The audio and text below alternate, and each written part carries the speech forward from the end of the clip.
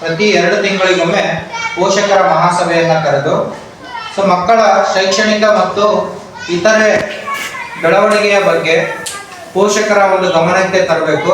ಆ ಮೂಲಕ ಮಕ್ಕಳಲ್ಲಿ ಶಿಕ್ಷಣದ ಒಂದು ಜಾಗೃತಿಯನ್ನು ಹೆಚ್ಚಿಸಬೇಕು ಅನ್ನುವಂಥ ಉದ್ದೇಶದಿಂದ ಈ ಒಂದು ಸಭೆಯನ್ನು ಕರೆದಿದ್ದು. ನಿಮಗೆಲ್ಲರಿಗೂ ಸ್ವಾಗತ. ಮಕ್ಕಳ ಮೇಲೆ ಕಾಳಜಿಯಿಂದ ನೀವು ಬಂದಿದ್ದರನ್ನು ಸಂತೋಷದಿಂದ. ನಾವಿರೋ ಉದ್ದೇಶ ಏನಂದ್ರೆ, ಈಗ ಇನ್ನೊಂದು 2 ತಿಂಗಳಲ್ಲಿ ಪರೀಕ್ಷೆ ಬರ್ತಾವ. 2 ತಿಂಗಳಲ್ಲಿ ಪರೀಕ್ಷೆ ಬರ್ತಾವ. ಬಟ್ ಗೌರ್ಮೆಂಟ್ ಸರ್ಕಾರ ಉದ್ದೇಶ ಅದನ್ನ ಐತಿ, ಫಸ್ಟ್ ಏನ್ ಮಾಡ್ಬೇಕಂದ್ರೆ ಅವ್ರಿಗೆ ಪರೀಕ್ಷೆ ತಯಾರಿ ಮಾಡ್ಬೇಕು.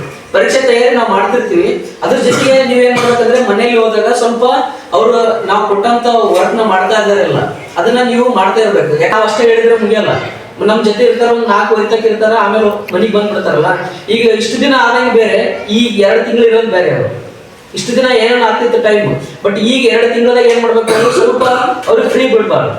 ನೀವು ಮನೆಯಾಗ ಇರ್ತೀರಲ್ಲ, ನಾವು ಇಲ್ಲಿ ಬಿಡಂಗಿಲ್ಲ. ನಮ್ಮ ಮನೆಗೆ ಬಂದ ಮೇಲೆ ಏನ್ ಮಾಡ್ಬೇಕು, ಸ್ವಲ್ಪ ಎಕ್ಸಾಮ್ ಬರಾಕತ್ತಾವ, ಪರೀಕ್ಷೆ ಬರಾಕತ್ತಾವ, ಅದಕ್ಕೆ ನೀವ್ ಏನ್ ಮಾಡ್ರಿ, ಸ್ವಲ್ಪ ಅವ್ರಿಗೆ ಓದ್ರಿ ಅಂತ ಹೆಸರಿಂದ ನಿಮ್ಗೆ ಅವ್ರು ಏನು ಓದ್ತಾರ ಅರ್ಥ ಆಗಿಲ್ಲ, ಓಕೆ, ಅರ್ಥ ಆಗಿಲ್ಲ ಅಂದ್ರೆ ಪರವಾಗಿಲ್ಲ. ಅವ್ರು ನೀವು ಮುಂದೆ ಕುಂತ್ರೆ ಅಂದ್ರೆ 100% ಕೊಡ್ತಾರೆ. ಒಂದು ಅಂತ ಅನಿಸ್ತಲ್ಲ, ಯಾಕಂದ್ರೆ ನಮ್ಮ ಮನೆ ಕೇಳಾಕತ್ತಾರ, ನಮ್ಮ ತಂದೆ ತಾಯಿ, ನಮ್ಮ ತಾತ ಆಯಿ ಎಲ್ಲರೂ ಕೇಳಾಕತ್ತಾರ. ನಾವು ಓದ್ಬೇಕನ್ನೋದು ಅವ್ರಿಗೆ ಇವತ್ತಿಂದ ಬದಲಾವಣೆ ಯಾಕೆ ಕೊಡ್ತಾರ. ಇಲ್ಲ ಅಂದ್ರೆ ಸುಮ್ಮನೆ ಬರೋದು ಪಾಟಿ ಕೈ ಚಲೋ ಒಕ್ಕಟಾದ ಮನೆಗೆ ಮತ್ತೆ ಸಾಲಿಗೆ ಬರೋಕೆ ಪಾಟಿ ಕೈ ತರ್ತಾರೆ. ಹುಡುಗರು ಓದ್ತಾವಲ್ಲ, ಸಂತೇಶ ಓದ್ತೀರಾ ಏನ್ ಮಾಡ್ತೀರಾ ಅಂದ್ರೆ ಸುಮ್ಮನೆ ಇರ್ತದೆ.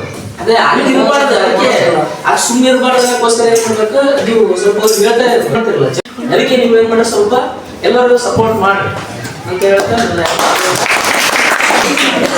ನಮ್ಗೆಲ್ರಿಗೂ ಈ ಒಂದು ಸಭೆಗೆ ಆಗಮಿಸೋದಕ್ಕೆ ನಮ್ಗೆಲ್ಲರಿಗೂ ಸ್ವಾಗತ. ಮಕ್ಕಳ ಜೊತೆಗೆ ಅವ್ರದ್ದು ಪ್ರತಿಯೊಂದು ಪ್ರಗತಿ ಮತ್ತೆ ಏನು ಅವರಲ್ಲಿ ಕೊರತೆ ಅದ. ಈಗ ನಾವು ಹೊಲಕ್ಕೆ ಹೋದಾಗ ನಾವೆಲ್ಲ ಪ್ರತಿಯೊಂದು ಗಮನಿಸ್ತೀವಿ.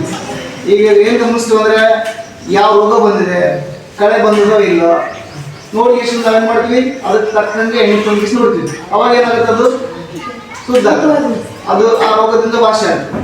ಅದೇ ಥರ ನಮ್ಮ ಮಕ್ಕಳಲ್ಲಿ ಕೂಡ ಕೆಲವೊಂದು ಅವಗುಣಗಳಿರ್ತವೆ, ಅಂದರೆ ಕೆಟ್ಟ ಗುಣಗಳಿರ್ತವೆ.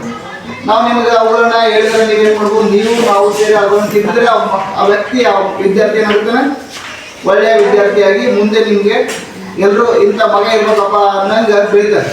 ಬರೀ ನಾವು ಒಬ್ಬರೇ ಸಪೋರ್ಟ್ ಮಾಡೋದ್ರಿಂದ ಆಗಲ್ಲ, ನಿಮ್ದು ಕೂಡ 2 ಕೈ ತಟ್ಟಿದ್ರೆ ಚಪ್ಪಾಳೆ. ಹಾಗಾಗಿ ಇಲ್ಲ